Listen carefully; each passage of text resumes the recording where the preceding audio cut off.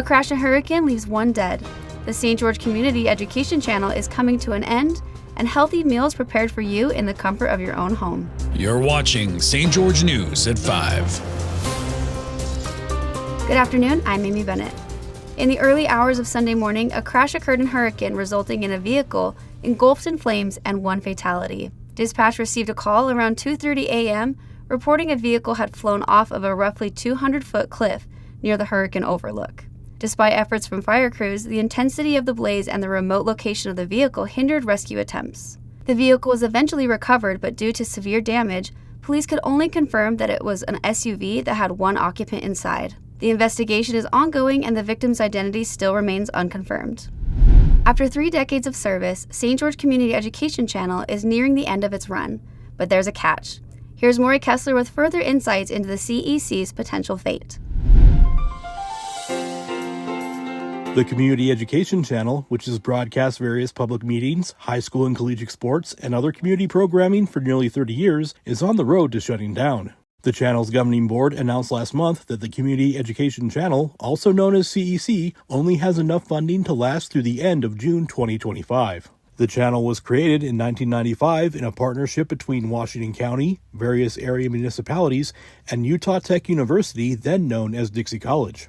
At the time, professional television production costs were steep, though that has changed over the years. These days, more people gravitate toward watching streaming and video-on-demand services online rather than the television, which has played a part in the drop in funding for the Community Education Channel. Thanks, Maury. Big Brothers Big Sisters of Utah, Southern Utah, is currently looking for adults to mentor the local youth. Here's Haven Scott with more on how you can get involved in the community and help sculpt the youth. I just like having fun with my big brother. Research has shown that community service can greatly enhance a person's overall health, attitude, and sense of belonging. Big Brothers Big Sisters of Utah, Southern Utah manager Stephanie Lundgren sat down with St. George News to talk about the type of volunteers they receive at the nonprofit organization. It's really a little bit of everybody. Usually it's somebody who has it on their heart to do something to make a difference. We also just have people who recognize a need that a lot of young people right now are feeling disconnected and lonely. She said the nonprofit is currently looking for bigs to pair with littles or volunteers to spend time with Southern Utah youth for a 1-year commitment. And I think there's a lot of adults out there that are lonely as well. And to have somebody to be friends with, what I hear from our volunteers, they start off wanting to give, and then they find out that they got even so much more out of it than what they thought was going to happen. Some interesting new homes are being built out in Hurricane that are meant to blend in with the outdoors. Here's Jesse Bang with more on the new Hidden Rock development.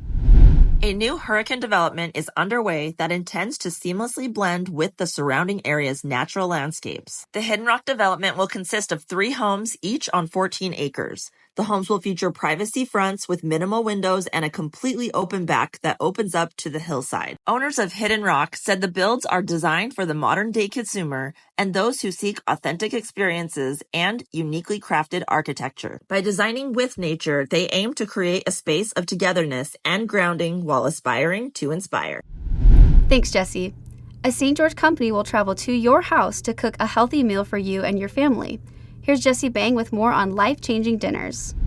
At Life Changing Dinners, their goal is to teach families how to make quick, easy, and healthy meals at home. They offer a completely free intro class, which includes a full meal prepared in the comfort of your own home. From the equipment to the food and even the cleanup, everything is provided with no out-of-pocket costs. Bridget Gentry, a nutritionist who's been an authorized dealer with Life Changing Dinners for 9 years, said food can be medicine and she wants to share it. The company offers additional cooking classes at The Kitchen in St. George for $25 and showcases the use of Salad Master cookware, which is made from titanium steel.